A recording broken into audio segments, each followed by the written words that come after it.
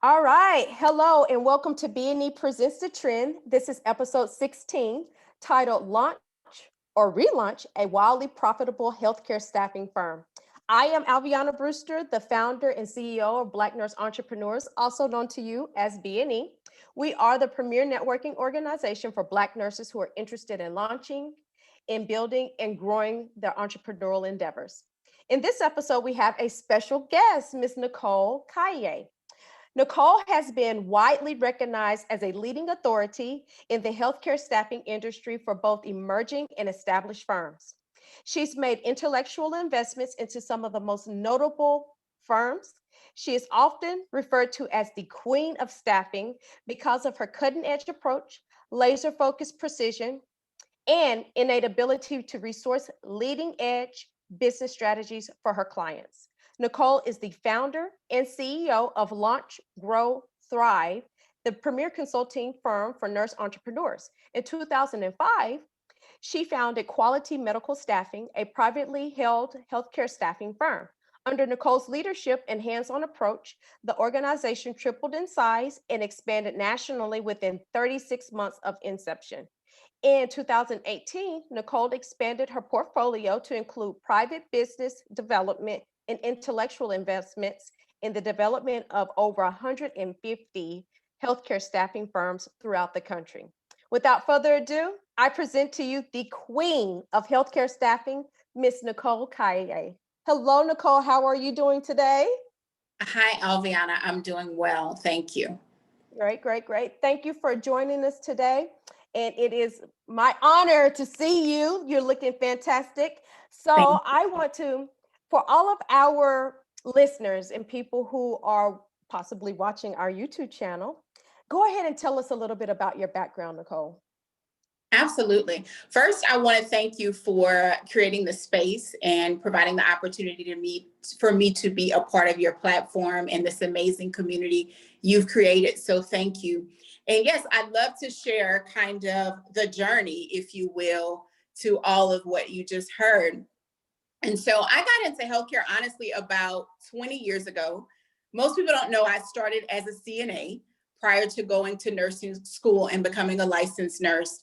I spent some time doing that, several years, and then moved into nursing administration, which I thought was the next level of success for me and kind of how I would accelerate my nursing career. That was very short-lived. And so I remember having a new position and being really excited about a promotion I had received. And about 2 or 3 weeks into the promotion, I went, this is not it. And it was crazy because the people around me were going, Nicole, you have everything, right? You got the office, you have the nice furniture, you have this highly coveted position. But inside, I was kind of going, this is just a place I'm passing through. I knew it wasn't permanent. And so with that being said, I had been promised by the facility when they recruited me that I could have control over my schedule.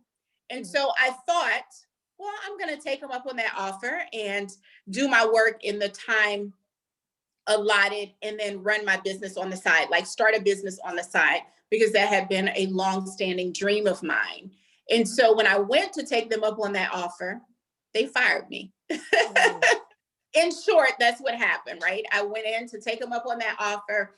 About an hour later, I see my supervisor come in with paperwork. She's not smiling, so I know that it's probably not a conversation that I would look forward to. And she proceeded to let me go. Now, fast forward, I totally get it. At that time, I was generating revenue for the facility, and so I was dealing with a lot of compromising information.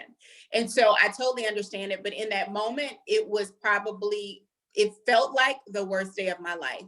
So I literally went from wanting to start a business to I have to start a business. And what's crazy, Alviana, most people would have thought, well, you're a nurse, just go get another job. But that had a great impact on me because I thought I never want to put myself in a position again where someone owns my time, my freedom, and is controlling my income. And so even though I had just got fired, even though I was crying as they were walking me out of the building, pretty much like a criminal. I still knew that day that I was never going to put myself in that position again. And that was actually the beginning of what everyone sees now. Gotcha. Very, very good. You know, you bring up a very interesting point, and I want you to expand on it just a little bit. For instance, I have a couple of friends right now at the moment. They are kind of stuck against the wall. Like, I'm sick of this. I'm tired, but I don't really want to just quit. You know, we always think that we need to have a strategic plan when we're quitting. We got to have all our ducks in a row. But I tell you one thing, the times that I've quit, just quit and had to kind of just figure it out have actually turned out to be the better times in my life. And so with you, you just said that boom, I was fired on the spot. I wasn't necessarily prepared to fully jump feet first into business. So how does that feel? What kind of encouragement would you give somebody who's kind of in that position right now on the fence of like, I don't know whether I should quit or not, but that's something that you had to kind of maneuver through? Right. That's a great question. I would love to sit here and say, and I mean, I definitely don't want to convey it was just an easy thing, right? And that probably, if it was up to me and I was left to my own intellect or wisdom back then, I probably would not. It may have taken a little bit longer. And so I certainly want to um, I want to convey that that's like not the norm. But then that is where I see the greatest reward, and especially amongst people that I consider to be successful and leaders, it is kind of that leap of faith that propels you. Because the reality is, there's always going to be something. And so if we're left to think about the perfect time to do these things, in reality, the perfect time is not going to come. And so fortunately for me, in that situation, I was kind of forced into it and had the wherewithal to say, this is the time is now. The way that I mentor and I teach and I train, obviously you want to make wise decisions. I don't tell people to do things that are impulsive, but you should always be planning and then setting some definite date, goals, some place that, you know, when I get here, this is my time to go as best as possible. Does that make sense? Absolutely.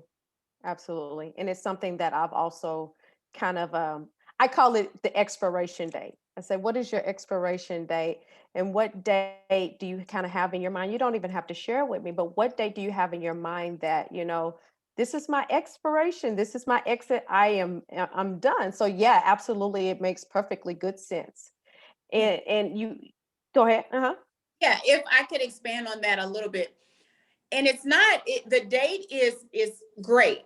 And that's one part of it, but it may not be a date. On the day that I got up from that desk and turned the paperwork in that said, hey, I want to go part-time, it was a feeling. It wasn't a date. I knew that I had come to a Mhm. crossroads and that was a day of decision. And so for some people, it may not be that physical date that we can put on a calendar, but it's an internal knowing this is it. And I Yeah. feel like it there, that is more powerful than anything we can put on a calendar, because that's the place where you really are ready to take that faith step and it's no turning back. I agree. I agree. So Mhm. whenever this happened to you, did you immediately go in and start a staffing firm, or were you starting another business at that time? No, I actually was already doing contract work on the side for a staffing company. And Mhm. so I continued doing that. And then I had already kind of started thinking about healthcare staffing. I had some information, I had a few pieces of information, but it really wasn't coming together. And so that incident gave me the momentum to figure out how to make it all work. But there was no contingency plan per se in terms of already having another business, or I didn't have a savings account. I wasn't married back then. I mean, I was just out there, right? And so the first business actually was the healthcare staffing firm. How did you kind of get things together so quickly? Because I hear a lot of people say, well, I don't have this, I don't have that, I can't get started because I don't know where to start, or I don't have the resources or money. So how would you say that you kind of, hey, I got to get this going. So I got to learn this, I got to study this, I need a mentor. What did you do to kind of get the ball rolling? Right. Yeah. First, I just want to say want to and have to are two different things, Hmm. and they create two different sets of action. I went from literally in one day wanting to I have to. Hmm. At that time, I was the primary parent for my son, and I knew in 2 weeks, I'm going to get my final paycheck. There is no knight in shining armor, not back then, there is now. But there was nobody, there was no savings account, none of that. And so that makes a huge difference in the level of commitment when you're fully aware that you want to honor I wanted to honor what I wanted to do, honor my dreams, honor my goals, but I also did not want to compromise and put myself back in a situation where I was handing over my time, my freedom, and my income again. And so I think just having to made me get really serious and intentional. And so in the beginning, my plan, Alviana, was I'm a nurse. I'm going to work my assignments. I'm really just going to cut the middleman out. And Hmm. so that was my plan. Obviously, that only worked for a certain amount of time. And I certainly don't teach that now. There's so many more resources and ways to structure this, but I didn't know what I didn't know. And so for the first couple of weeks, I spent a lot of time working, like actually working for within my own agency. I called my sister to see, she's also a nurse, to see if she'd fall for it. And she did, right? I'm like, I need help. And so in a short time, this went from ideal to reality. And in just a couple of months, I had already replaced my income for my two nursing jobs in the first 3 months. And so I knew Wow. that it was viable. And I knew that it was something that if stewarded correctly, that could be a long-standing and rewarding as well as profitable. Gotcha.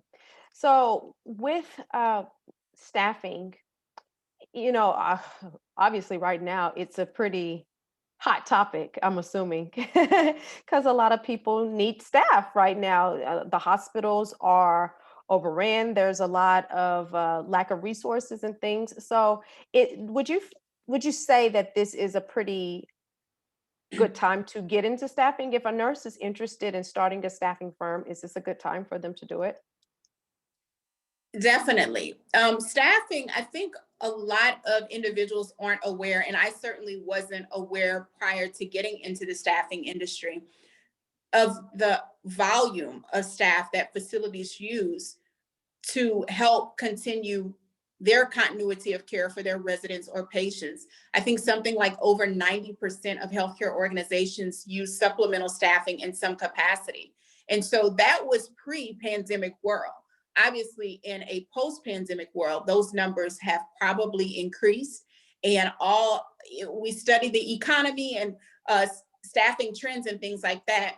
And there were already projections from now through 2027 with the addition of new medical facilities, new hospitals, obviously, and also a lot of nurses making the decisions to go into other areas or maybe not live out their career in a traditional nursing setting.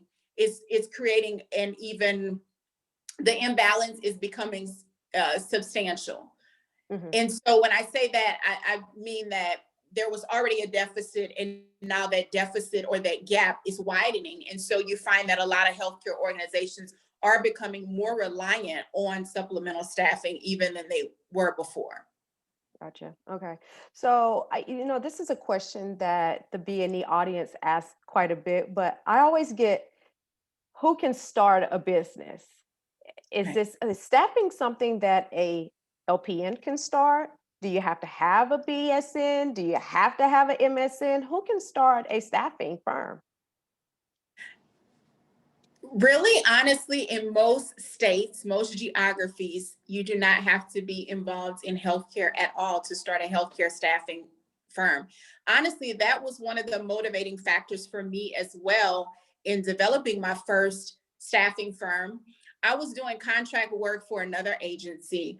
I reached out to them to ask them a question, and in conversation, they shared with me that they really literally had no idea what I was talking about. And I thought it was strange. And I think it was more like an ethics question just related to nursing and something I was being asked to do at a facility. And to my surprise, no one knew what I was talking about. And so then I started doing some research, because in my mind as a nurse, I always thought, oh, you have to be a nurse to do this. That's the obvious, right? But after doing research, I realized that in most places, you do not have to be a healthcare professional. You do not have to be a nurse. It's really considered in some areas to be a general employment agency type business. Obviously, that's not applicable everywhere, but more often than not, you don't have to be a nurse. Okay. So I think for our community, since we are a unique community of healthcare providers, I think it adds just that extra layer to it.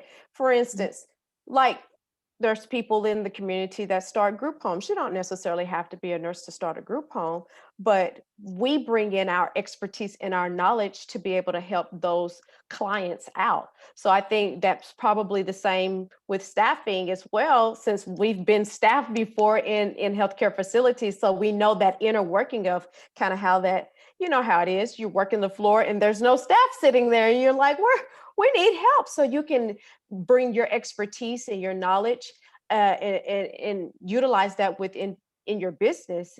Would you agree with that, Nicole? Absolutely. That has definitely been our unique advantage from day one. The duality of understanding from the nursing side of things what it feels like when you don't have adequate staff, how the facility is being impacted, and then also understanding from the facility standpoint what happens.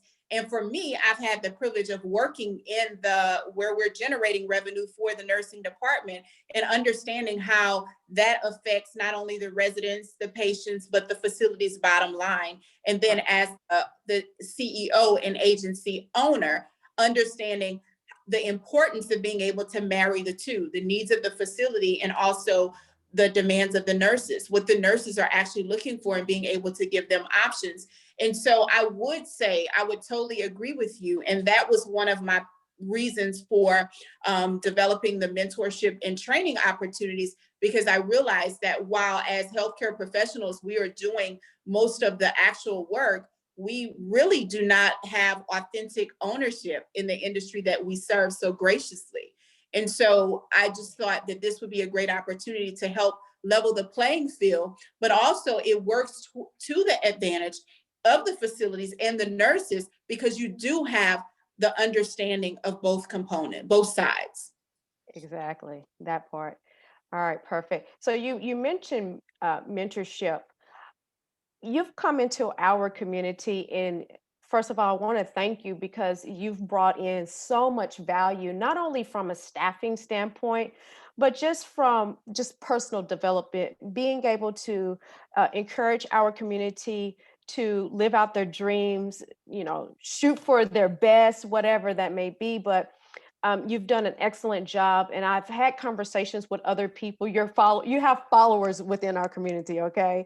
And so, yes, I've had conversations with those people before, and they have really sung your praises, saying, first of all, Alviana, thank you for allowing us to be connected with her in your community, because the type of advice and the knowledge and the expertise that she has brought into my life, I've been able to do XYZ, or I've been so successful this past month. I've had a lot of people to share those testimonials with me. So I want to thank you, first of all, but I also want you to speak on how exactly do you work with nurses on getting their staffing firms up and going?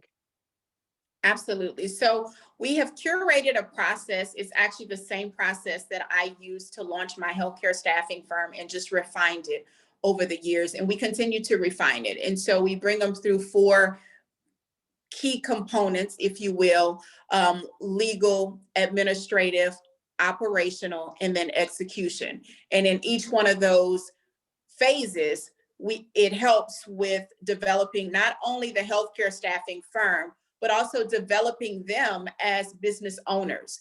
And so what I've seen, I'm actually going into my 16th year of business now, and our results have been really substantial. And I tell everyone, it's not just because I understand healthcare staffing. I've made just as many investments in understanding business. And so our program actually combines the two so that they don't just have a healthcare staffing firm, but they are, which most people think is just having a contract and having a facility. And that is not a plan for sustainability and long-lasting success. And so we're really intentional about teaching them about business as well, how to grow, when to grow, how to leverage their firm, what steps to take, because you just can't read, the label when you're inside of the box. And so we've developed these programs to help individuals who are emerging entrepreneurs in the healthcare staffing space. How would you say a person in our community could utilize staffing in order to impact their community or pour back into their community? Well, I think that's a layered question, in that I think the first objective for anyone would be stabilizing themselves. And so it sounds really sexy when we say, oh, I want to do this for the community. I want to change the legacy. And I'm always like, let's stop and let's get you settled first and stabilized. And so sometimes I prematurely see people with a mission that is yet to be had, meaning get yourself to the point where you can give, and you've built the dexterity, you've built the business before you even consider. Like, it would be great for me to sit here and tell you guys, oh, when I opened in 2005, I had this. No, I didn't. I was just trying to eat. I need to take care of me and my son. And so that was the greatest impact, because that directly affects me. It affects my legacy. And then at some point, and other people are impacted by that as well. And so the impact of being able to create jobs, the impact of being able to help facilities stay open and meet their ratios and have safer nurse-patient ratios. So there's so many aspects of, you are serving and you are giving, but the first order of business is stabilizing yourself. And then after that, and that's not what we're traditionally taught. And then after that, your mission can expand. So you add on new opportunities, you expand your reach, you create more jobs, you serve the facilities in a higher capacity. And then that just continues to grow over time. In hindsight, now I look and go, wow, there's so much contribution in all of these areas. But the reality is, none of this would have been sustainable if we weren't okay first. And so I always tell people, make yourself the mission first, so that you can have long-lasting, sustainable success, and also the resources to be able to invest in the things that you want to. So our mission isn't just about jobs and entrepreneurs. Our mission also impacts some of the organizations that we support through different avenues of philanthropy and things like that. And so, but it all starts with stabilization of yourself, and then those opportunities to support and invest and be a resource to the community, to others, will automatically come. Amen. I like that. I'm glad that you actually spoke about it that way. I think it's very important that we take the time to invest in ourselves first. It's very hard. I have to break it down for nurses in nurse terms. I say, look, we only get 250 cc's of energy a day, right? And if all of that is gone elsewhere, but your cup is empty, it's very difficult to be able to help anybody else when you yourself are not full, when you have not taken the time out to either invest in yourself or just care for yourself, however way that looks. And, as nurses, that's our thing. We're givers, we're nurturers, we're taught that it's about the patient and things like that, but it's very hard to care for anybody else or be successful in any other manner when you yourself are struggling. So I'm glad that you spoke about it and spoke about it that way. And then quite naturally, once you're kind of good, then it does have that trickling down effect towards other people. So yes, I appreciate you for saying it that way. Now Here's something else that I want you to speak about. Um, you said this is your 16th year of business, and I've heard you during just some other conversations talking about, this is what you see right now, but I've had in 2008, whenever the economy crashed, I had this that we went through. Or in this year, we had to make this pivot.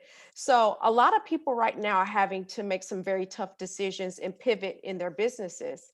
Whatever stage they are in, they're going to have to come to a realization that pivoting in your business is going to probably have to happen at some point in time. Can you speak on that? Absolutely. I think a healthy business will always have to pivot because your business will go through every cycle. I've talked about business and compare business to the cycles of the seasons. So the winter, spring, summer, and fall. Winter will come. What I see most entrepreneurs do is not prepare for winter because there's this whole movement on social media that it's all good. Just take pictures and post things and it's exciting and we're all winning. And that's not true. That's not true. I promise you. It's not true. And so many people have bought that myth. So when winter does actually come, they think they don't pivot because they think this is it for me. This means I shouldn't be doing it. This is a sign. Maybe I shouldn't have did this. And so not realizing the season that they're in could be detrimental because if you realize, then that's when you make the pivot. So awareness, I think, is the first part of it. Understanding that every business, including mine, right? We go through these, it's very cyclic. We go through these things continually. What we are aware of now is it's coming. Right. And so we have to change our perspective about the way we look at it. When I lost everything in 2007, I literally thought I was going to die.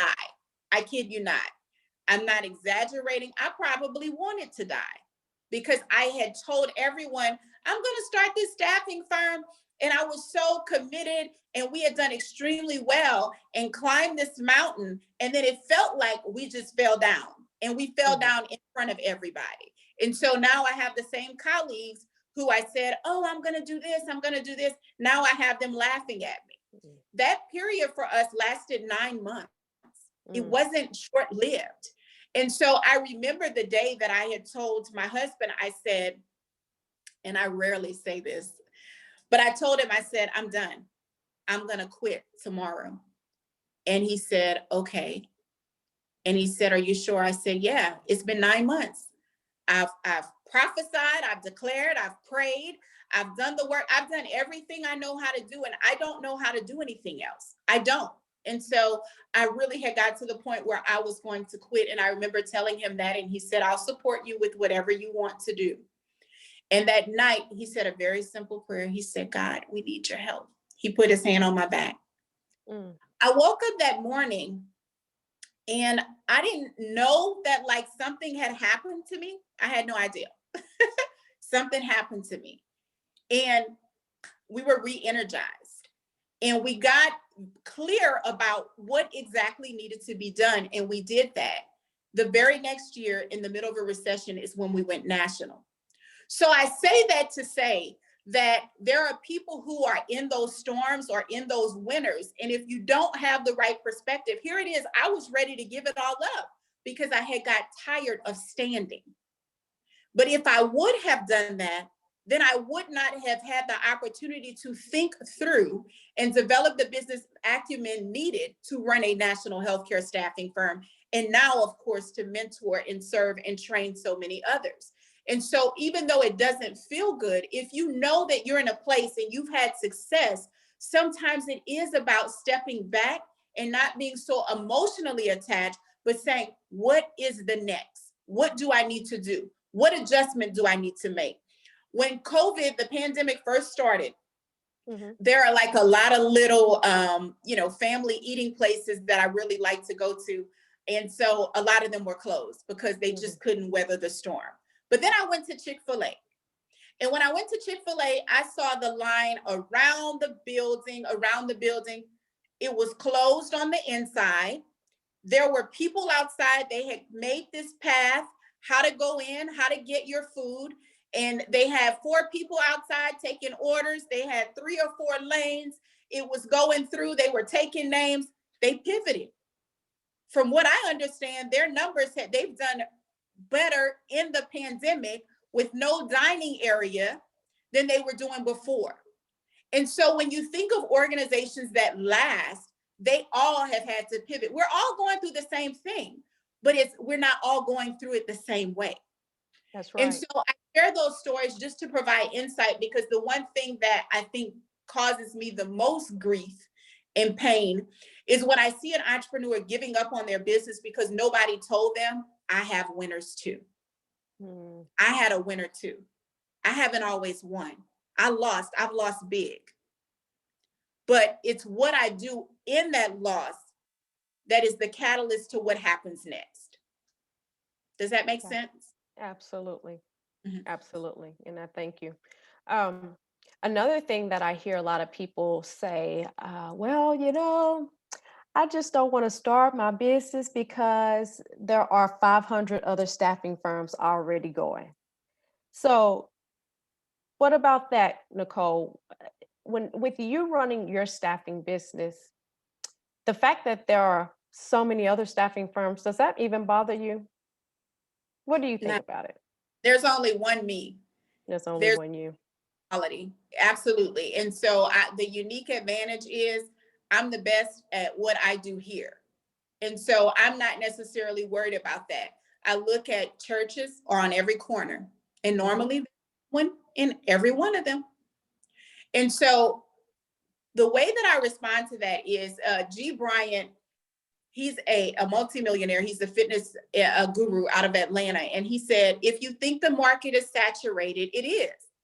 And so there's a belief system for me that when people think about saturation and things like that, to me, those are more connected with thoughts of lack. I always think about, where are the clients? Who are we serving? Where is our client avatar? Who are the people that need us, and how do I get to them? And so I'm not necessarily concerned. And honestly, we have requests that remain unfilled each and every day. Whether it be myself, my mentees, or some of the large healthcare staffing firms, which let me know that they're not 100% filled. And so as long as there is a need, there's an opportunity. And so I'm not intimidated by any healthcare, by the volume of healthcare staffing firms as well, because we're all doing different things. We should be. We're bringing something unique. And when your client sees you to be a solution with your healthcare staffing firm, they're going to respond to that. That's right. Right. That's right. I say that too. I'm like, there may be 2,000 business coaches out there in the Right. B&E community, but there's a reason why somebody was attracted to me or attracted to you. There's a reason why they come to you. And it may not necessarily even be what business that you're in. Sometimes people are attracted to you because of how you handle them, how you talk to them, how you respect them, how you empower them.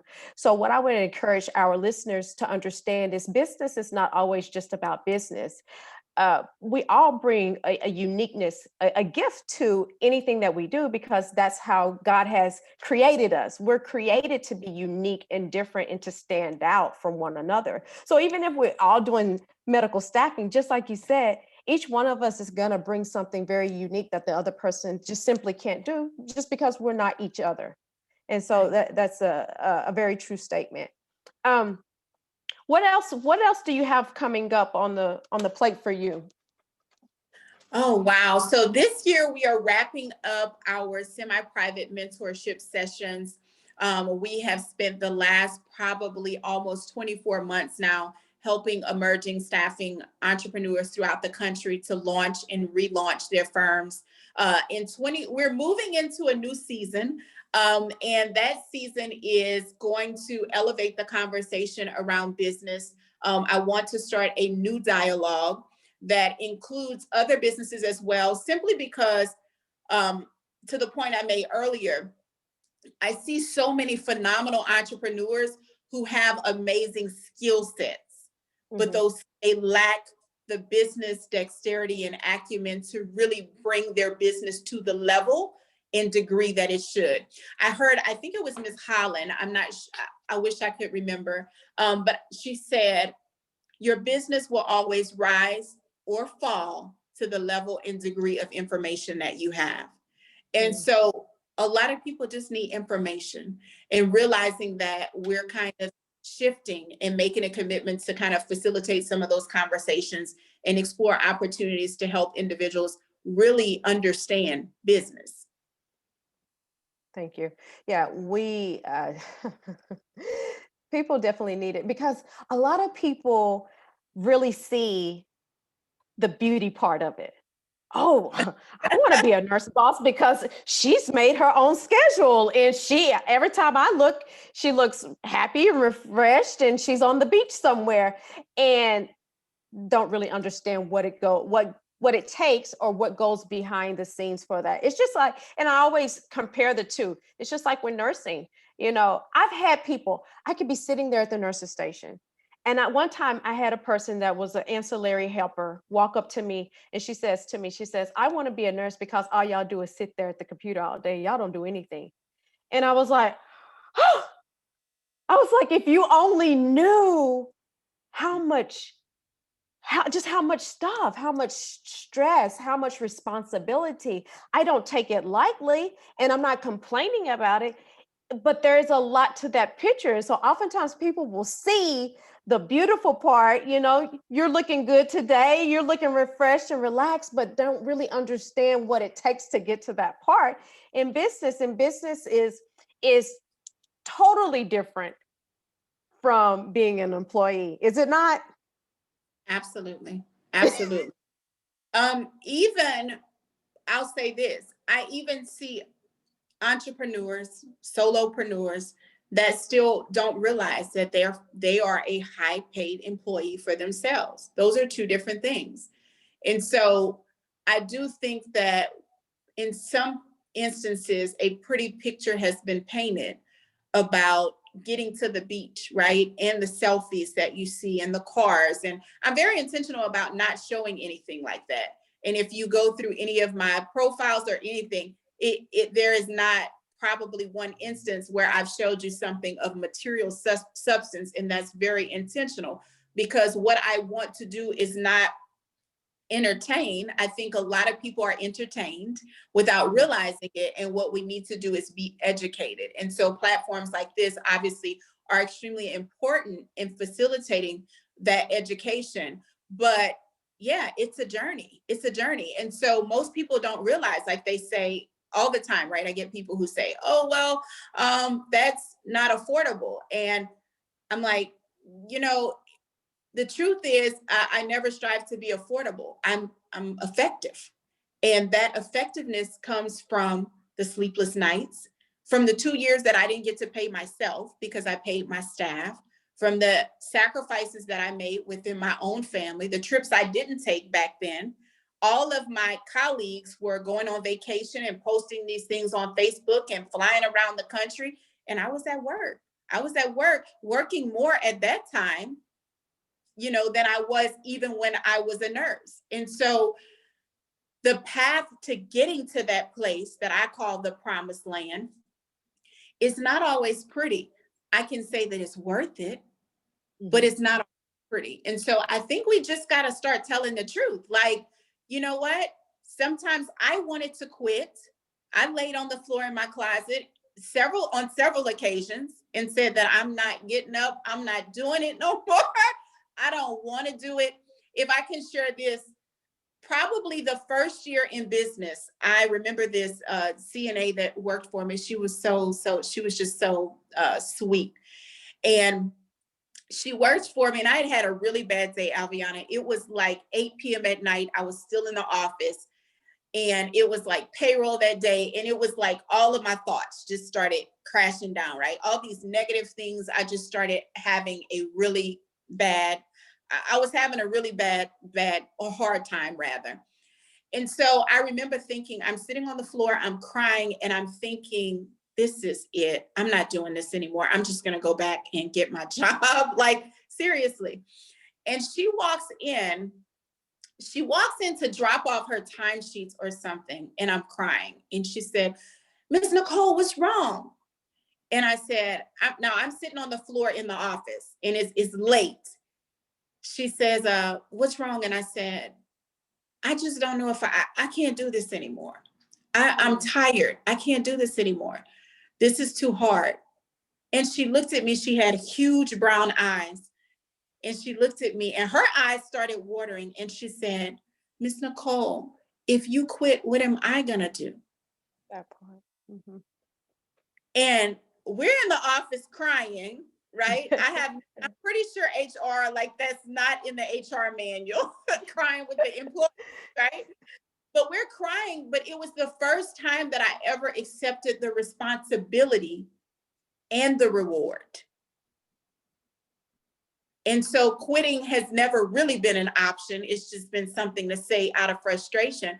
But we've got to start being a lot more transparent. And I lead with those stories because I want people, when they get into the real world, the mentees, the people who are trusting us to walk this journey with them, I don't want them to be shocked. I want them to be prepared because winter is going to come. But if you already understand that, and you've educated yourself and you know how to prepare, you can get through a winter season when you've already prepared for it. That's right.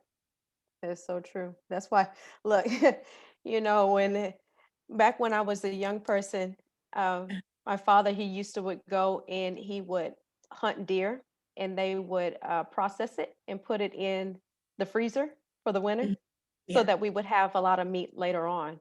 And so it literally is about that preparation, because we know that eventually it's going to get cold and we're not going to want to go out and get food and stuff, but we're going to need to have that. So let's go ahead and plan for, you guys have aunties and grandmothers who did a lot of paring and pickling and stuff, preparing for the winter season, canning, things like that. So really and truthfully, again, for me, business is a lot about how our lives are.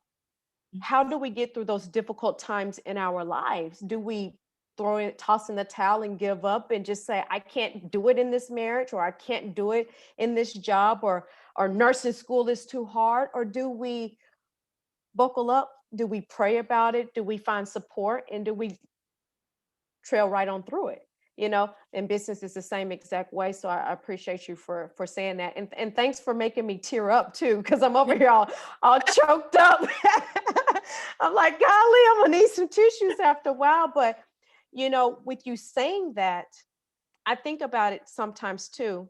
When I talk to people that I'm mentoring, I talk to them about that very same thing. And I tell them, I said, following your purpose is so incredibly important. Doing what you're called to do, even in the tough times, is important, because I look at the B&E community and I think about, if I had have told God, this is too hard, I don't have time, I can't do it, I don't know anything about social media, I don't know anything about business. If I had have said those excuses and not tried to invest the time in myself, I think about all of the different people that I would have impacted in maybe an indirect way, that they may not have started their businesses. And like you said earlier, you've met a lot of people within the group that have become very successful just based off your knowledge. And so it's like, my contribution back into the group is to help you guys, and you guys have helped other people. So we're continuing this process of growing each other out, but we can't give up and say, I don't know how to do this, or I can't do this, and then that's it, because that very decision right there impacts all thousands and thousands of people down the line. Absolutely. Absolutely. Absolutely. So when you think about the responsibility, and the rewards are sweet, like, I don't want to paint this picture like, oh, it's just hard, because it's not, right? It's not. But the responsibility, when you accept that, and what you said about purpose, is hugely important. And that is why there's a lot of rhetoric about, oh, the haters, the copycats, and this, that. Like, if you've been called and assigned to do something, it does not matter who else is doing it and how they're doing it. And so there's something about authenticity that when you're truly authentically walking in the space that you've been divinely created to hold, and you're doing that with authentic, it's no hater, it's nothing that can come against you in that space. And so I want to say this, and I say this, these are just my thoughts. Someone was asking me about the results. Nicole, this is incredible. How are you guys doing this? And it is, right? We set out to launch 100 firms throughout the country. We said we were going to do it in 2018. Everyone was going, she's crazy. How is she going to do this, right? And now we're actually closer to 200, and some of those now being multi-million-dollar firms in just a short amount of time. And so what we were talking about is authenticity. And when you're authentically in your place, you also carry a level of authority. And that's something that swiping a post and swiping a file, you can't get that authority through just reposting something. So I think if we realize that, we would want to stay in our lanes, our respective, because that's the sweetest spots for us. And so I think of all the success, I think the greatest success for me has been learning who I am, but also learning who I am not. Mm-hmm. And that comes through a lot of trial and error, a lot of experiences, a lot of possibly downfalls, because Yeah. you actually learn a lot when your back is up against a wall. And I actually just finished reading Damon John's book, Power of Broke. And he was talking about how powerful actually being broke is. When you're Yes. broke and you don't have any other option but to excel, then you will get it done. You will find a way. And sometimes people get it twisted. It's not necessarily monetary brokenness. Sometimes our mindset, our mentality, sometimes we're emotionally broken. But in those moments, giving up is not an option. That's right. Giving That's up's not an option. I that's thank you. I thank you again for coming into our community. Another thing about your presence in our community is how you so willingly help people out and give a lot of advice and information. And I remember um, towards the beginning when you came into the B&E community and you were doing some live videos. And at that time, I remember a lot of your live videos, you were kind of breaking things down from a numbers standpoint. And I remember looking and I was like, okay, I'm gonna need to pay a little bit more close attention to her because I like this message and I like what she's saying. And I've never thought about staffing, but what she's teaching are concepts that don't necessarily have a lot to do with staffing. They're general business, great concepts. And you were breaking down staffing, like I said, from a monetary standpoint. I want you to speak a little bit without you don't have to get into extreme numbers and stuff, but I want to give people a sense of, we've already talked about the difficult times in business, but I want to give people a sense of how staffing can be very lucrative for people if they stick to it, do the processes, and work it consistently. absolutely. So I think that staffing has a dual reward, and I say this all the time: impact and income as well, because you get to affect and impact so many people. But for the sake of our conversation and just speaking to the rewards, for me, this has been our bank. And so when I started, there were not any resources. There was not anyone who was going to give me a loan. In fact, I've never had a grant or a loan until today. So I had the power of broke type journey. Like, I've got to figure out how to do this, right? And so obviously that's been refined over the years. But even in that process, I realized that the importance of being able not to make money, but to create money. And so for this has been a path to teaching me. This was the catalyst to create. And I always tell people, this is my own bank. I don't think you understand. So there are other things that we've been able to do because of the success that we've had in the healthcare staffing space. And so we have built an organization that has done comfortably seven figures over and over again. And there are some staffing firms that are hitting those numbers as well, people and really increasing their own earning power. And so it's not just about, oh, this is my passion. I'm huge also about, in order to sustain your passion, it has to have profit. And that's actually not one of my lessons. That's one of the lessons that my husband taught me. When we got married, I was already a year and something in the business, almost 2 years. And he's like, what are you doing? Like, this is nice, but in order for this to be sustainable, you've got to have more consistency, more revenue, and things like that. And so I've been educated over the years about the importance of creating that wealth and being able to be your own bank. And so that is also one of the reasons that we've been able to be successful.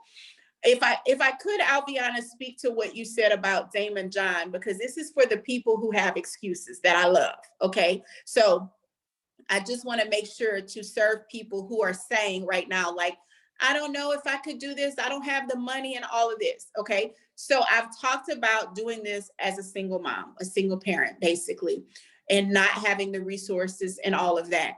Even now, a lot of times people will tell themselves that, well, she's starting another business. Obviously, she has the resources to do that and all of that. And Now, yeah. all right. So So go ahead. about a year and a half into my business, I got married, and thankfully my husband came in and kind of talked to me about the importance of the financial piece of the business. He's like, this is great, right? I still have that nurse mentality, the nurse paradigm, thinking, I just want to serve people. I want to help people. And he's like, no, this will not be sustainable if you do not have the ability to make it wildly profitable. And so that's one of the things that I like to communicate as well. There is a ton of financial reward, but you've got to set yourself up to get there. Gotcha. Gotcha. Um, one thing I really like about you guys, as a team, and I Mhm. think it's very important for people to understand. And I know, m- some of us are married, some of us are not. I myself am not married. However, I have an awesome support system and my little own team that's around me, and I can bounce ideas off of them, and they help me during those kind of tough times, or when I'm kind of indecisive. They help me to weave and navigate through some of the decisions that I make. And so one thing that I can really admire about you guys is that you really seem to be doing business, not only your marriage, but your business together as a team. How important would you say that it is important to have that support system available around you as you're navigating the business waters? It is very, very important. Very important. Prior to me, and he actually was a friend of mine before. And I'll just say that one of the reasons that we got married, one of the many reasons, was I knew him before and he had always encouraged me. And I thought, he's always into, like, when I start talking about business and different things. And that was different because most people, unfortunately, don't know how to support us, or they're not at a place where they could. So for me, it seemed very awkward. Like, he's always uplifting and encouraging me and holding me accountable. And so in that time when we had kind of lost communication, we weren't in touch that much, and I had started the business, I would long to talk to him. And I understand now the reason was because I needed that support system. I needed somebody that I could be transparent, authentic, and just vulnerable with, and telling them how I feel. And I think I've had the luxury of having that around me the entire time that I've been in business. I've had friends, family, him as well, that have always been not only sounding boards, but also people that just catch me when I fall and consistently remind me of who I am. And they have the purest intentions and really hold the space sometimes when I can't. Mhm. Yeah, the support system, I don't think people really uh, think about it kind of when they get started. They just want to get started. I want to get out there to the beach. So however way y'all can get me to the beach and out of the hospital is what I want to do. But again, there's a process, there's a step to that. And part of that process is having people in your corner, because it's not always going to be rosy. There are going to be some challenging times. And sometimes you need to see things from a different perspective. And oftentimes those people will bring, hey, did you think about this? Or I don't know if you want to do that because of that. So yeah, it's crucial. I don't know if you saw it, but we had a person in our B&E community the other day that posted a picture, she and her spouse, and then a couple of the other nurses with their spouses. They all went out to eat. And Wow. it was a beautiful post, because what it showed was Black love at its essence, of which I absolutely love to see us together. But it also showed how many people in the B&E community have that support system, that strong person that they lean on. And a lot of people posted their picture. So I'm waiting on your picture to be posted Oh, too, okay? You got to find that post. But not only did they post their picture, but they also put a little caption, we've been married for 15 years, but we've been business partners for 14 years of that, or whatever. And so it was really nice and refreshing to see that image, that strong Black family being able to go into business together and be thriving together. So definitely, you have to understand, Nicole, that you guys are the example, what I consider to be the example. So as I go about these waters and I'm navigating, and one day I'll probably be married too, but I'm also going to be looking for that partner that's going to be supportive of me in my entrepreneurial endeavors as well. Not just a marriage, but that partnership that's there. So you're an example for our community. thank you. Thank you. And it's taken a while it took us a while to work out what it was and prioritizing. So we're building Team Caillier, meaning our family is our first order of business. And then there's different vehicles and expressions to help us reach our goals. But we always go back to, how does this affect Team Caillier? How does it affect that business? And so it's been a wild ride, to say the least, but I have enjoyed every moment of it. And I realize what a gift that is. And I do wish that for everyone. Mhm. What else would you like to say to our community? I think ultimately the thing that I see and I say right now, and I'm just so passionate about, is that you have to start. When we opened, Alviana, you were talking about like what kind of prompted that first step. And honestly, for me, it was me being naive in a sense. Like, I didn't know. I just knew, hey, I don't want anybody to walk in and escort me out the building again. And so it's now or never. And now I'm grateful that I had that um, naivety at that point in life. But so often I meet people who are in much better circumstances, who have the savings account, they have the family support, or in some instances, maybe they don't, and they're still stalling. And so I'd like to tell people, what you see now when you hear all of these things and all of these accolades, all you hear is one thing, and that was a decision I made in 2005. That's it. I'm not a god or a guru. I'm just possibility and potential. And I think that's what my story represents, how that one decision has impacted now so many areas of not only my life, but other people's life as well. So I just would like to pose them the question as well.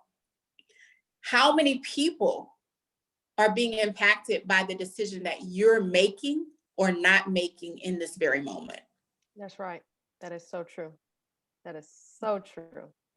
Um, how can we get a hold of you? So the best way to get a hold of me is, we actually launched our staffing website, which is launchmystaffingfirm.com.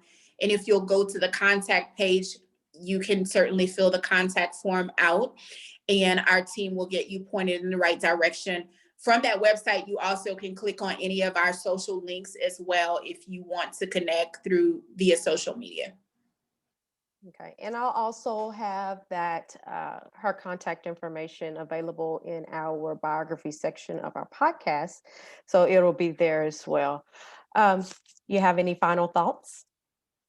I don't. Just thank you for having me. I'm so excited about B&E, the work that has been done and the businesses that are being birthed. And so I just want to thank you again for your mission and your obedience and what you've created and allowing me to be a part of that.